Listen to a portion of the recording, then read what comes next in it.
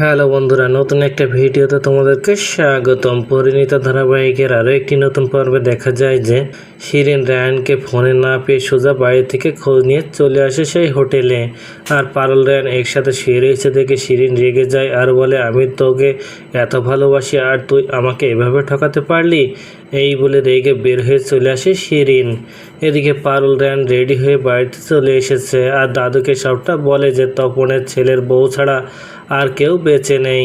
দাদু তখন পারুলকে বলে, ওরা মিথ্যে বলেছে, ওদের উপর নজর রাখতে হবে। এদিকে রুক্মিণী বাড়িতে কাজ শুরু করে দিয়েছে আর সেই ডিজাইনের কাজটা আর এটা দেখে গোপালের মা আর সহ্য করতে পারছে না, কেননা রুক্মিণীকে কোনো মতে দমাতে পারছে না। ওদিকে কলেজে আসলে শিরিন রায়ানকে ভুল বোঝাতে থাকে।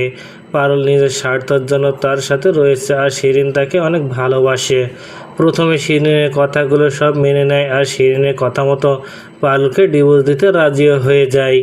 আর পারুলকে ডেকে নিয়ে চলে আসে একটা উকিলের কাছে। আর রায়ান যেই না ডিভোর্স পেপারে সই করতে যাবে তখন পারুল যে রায়ানকে নিজের জীবনের ঝুঁকি নিয়ে বাঁচিয়েছিল সেই কথাগুলো মনে করতে থাকে।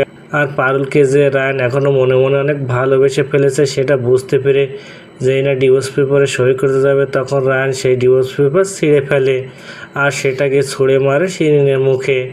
আর এটা দেখে চমকে ওঠে শিরিন। তো বন্ধুরা, কী ঘটতে চলেছে গল্পে এবার জানতে হলে আমাদের সাথেই থাকুন। ধন্যবাদ।